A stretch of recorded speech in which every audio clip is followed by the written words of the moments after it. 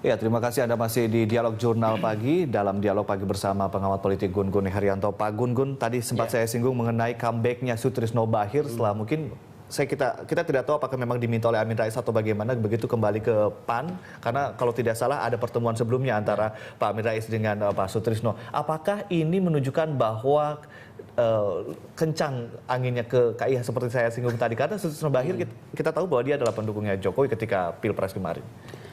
Iya, memang menarik ya membaca Sutrisno, karena selama periode kepemimpinan Hatta dia menurun perannya. Bahkan sejak Kongres dan dia waktu itu mengalami semacam gap psikologis gitu ya dengan kubunya Hatta, itu dia menarik diri sebenarnya dari atmosfer elit PAN ya. Jadi comebacknya Sutrisno memang sering dibaca. Apakah ini juga menjadi variabel yang memungkinkan rejim yang kemudian berkuasa di PAN sekarang, itu artinya Pak Jul dan kawan-kawannya ini bisa kemudian ditarik ke kubu kekuasaan pemerintahan, dalam hal ini Pak Jokowi. Apalagi Pak Zulkifli memang sebagai ketua MPR juga. Saya melihat sih sebenarnya kalau namanya potensi ya selalu ada potensi ya. Terlebih Pak Jul ini juga kan relatif orangnya lebih cair sebetulnya. Meskipun dia sempat ikrar kemarin, siapapun yang jadi ketua umum PAN, itu PAN akan berada di luar kekuasaan. Tapi seberapa kuat daya tahan untuk selalu berada di luar kekuasaan. Tapi masalah ikrar kan juga kita tahu, Golkar terjadi seperti itu, ya, P3 juga seperti itu. Ikrar para politisi ini kan sangat jarang bisa kemudian punya daya tahan ketika memang ada kebutuhan strategis partai atau godaan untuk melibatkan partai dalam kekuasaan. Godaan yang kemudian akan menggoda PAN selain resources sumber daya keuangan, apalagi Pak? Jabatan tentu ya. Kalau misalnya bisa aja besok lusa ada reshuffle kabinet, kemudian ada tawaran ke PAN, seberapa kuat juga PAN untuk tetap tidak masuk dalam tawaran itu. Saya melihat tidak ada barrier sebetulnya Pak Jul misalnya dengan kubunya Pak Jokowi ya. Itu pun kan bisa terlihat pada saat Jul menginisiasi pertemuan para elit untuk kemudian mendukung pelantikan Jokowi gitu. Dan komunikasi politik di antara mereka itu juga relatif baik ya, relatif baik karena apa? Sangat jarang ada pernyataan-pernyataan verbal agresif misalnya dari Pak Jul terhadap Pak Jokowi dan kawan-kawan atau terhadap pemerintahan secara umum. Sebagai ketua umum MPR, sebagai ketua MPR, dia juga terpilih melalui sebuah mekanisme yang menurut saya demokratis. Nah, ini harus dibaca sebagai variabel yang mungkin nggak gitu. Ketika Pak Sutrisno mungkin menjadi katalisator gitu ya. Ya, saya melihat memang masih terlalu prematur melihat apalagi kan Pak Sutrisno dapat jabatan kalau tidak salah jadi ketua Dewan Pertimbangan di PAN begitu. Ya itu.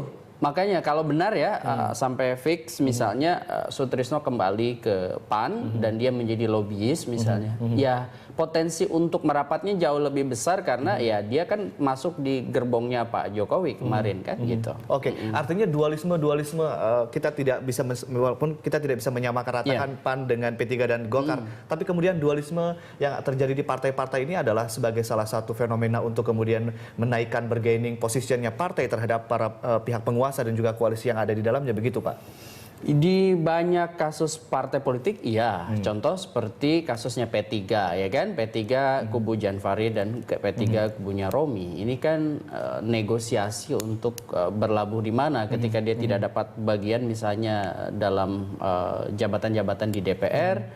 Tersisih, kemudian dia berpikir kenapa harus di koalisi merah putih, kenapa tidak ke KIH, kemudian terjadi plot yang berbeda gitu, dan itu kan membuat mereka terbelah. Kalau di PAN sih sebenarnya tidak begitu menurut saya ya, karena apa, relatif kubunya Hatta Rajasa bisa menerima juga kekalahan dari kubunya Jul, dan Pak Jul juga kecenderungannya merangkul. Nah karena itu untuk internal sebetulnya tidak terlampau sulit untuk membangun semacam simbolik convergence bahwa mereka PAN yang satu atau bahwa mereka harus bergerak bareng, itu tidak sulit. Simbolik convergence itu lebih mudah. Tapi what next itu? Setelah kemudian Jul menguasai PAN ini, apakah nanti akan mencoba untuk membuka kemungkinan dengan kubu kekuasaan yang sekarang Pak Jokowi, atau tetap berada di luar kekuasaan? Nah ini yang harus dilihat pergerakannya mungkin beberapa pekan ke depan ya, terutama dalam memosisikan PAN ke depan seperti apa. Nah, saya melihat sebenarnya ada dua pilihan ya. Pilihan pertama ketika dia masuk dalam skema kekuasaan, apakah dia mau tanpa kemudian hasil atau ruang negosiasi yang mungkin menguntungkan PAN gitu ya.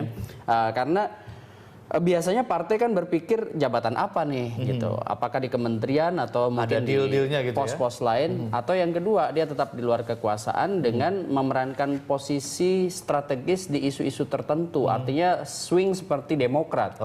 Kan swing seperti Demokrat itu juga bukan tanpa resiko dan bukan juga tanpa benefit gitu. Benefitnya ada karena dia mungkin di setiap isu yang bergulir dia bisa memainkan peran strategis ya. Pak Gun-Gun, kalau kita lihat kan memang di partai politik di Indonesia masih mengusung figur-figur kuat begitu. Kalau dilihat sekarang di PAN, adakah yang figur-figur sekuat misalnya Megawati Soekarno Putri atau misalnya Pak SBY? Karena kalau kita lihat tadi Pak Amin Rais berusaha terus untuk mendominasi walaupun memang hasilnya memang banyak yang mengkritisi beliau begitu. Posisi Amin Rais tidak bisa benar-benar menjadi veto player ya dalam persaingan di internal partai, beda dengan Pak SBY ataupun beda dengan Bu Mega di PD Perjuangan. Karena apa? PAN ini banyak orang terdidik yang ada di situ, sehingga kemudian sangat kritis dalam menyikapi banyak fenomena. Gejala grup tingnya itu, gejala grup ting itu kan biasanya di partai feodal ya, itu tidak terlampau dominan gitu ya. Contoh misalnya, ya Amin Rais masih menjadi orang yang didengar, tetapi suaranya atau perannya itu juga tidak akan sedominan Mega atau SBY. Gejala grup tingnya lebih cair ya, tidak terlampau kuat, sehingga kemudian ini memosisikan PAN sebetulnya harusnya berubah gitu ya, bukan mengandalkan semata-mata pada kekuatan figur atau figur sentris, tapi harusnya lebih menata PAN sebagai institusi modern, sebagai institusi ya, sebagai partai modern, sebagai partai modern.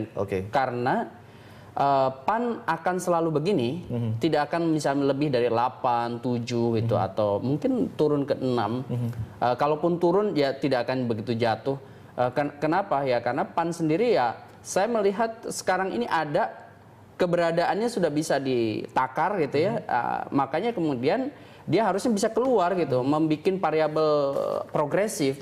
Variabel progresifnya apa? Menurut saya adalah bekerja di publik, melakukan kaderisasi intens, sekaligus menyodorkan gagasan-gagasan yang menarik dalam perspektif politik modern. Contoh, which is selama ini memang tidak menyentuh area tersebut ya? Iya, saya melihat PAN sangat jarang bekerja di bawah ya.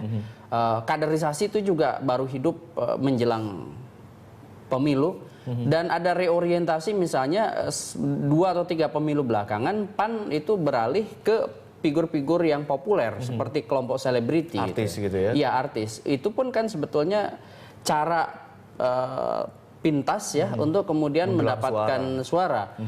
Dan kalau kita evaluasi apakah PAN sukses misalnya dengan menyodorkan sejumlah nama artis untuk menaikkan elektabilitas atau menaikkan akseptabilitas di publik, saya juga menilai itu belum menjadi jaminan dan belum optimal. Sehingga kemudian butuh kerja lebih keras, yakni dia turun ke bawah, melakukan kaderisasi yang bukan hanya ke orang-orang yang dianggap populer, tapi juga ke masyarakat biasa, dan dia bekerja intens selama 5 tahun mungkin jelang pemilu, dan sehingga pada saat pemilu dia punya insentif elektoral.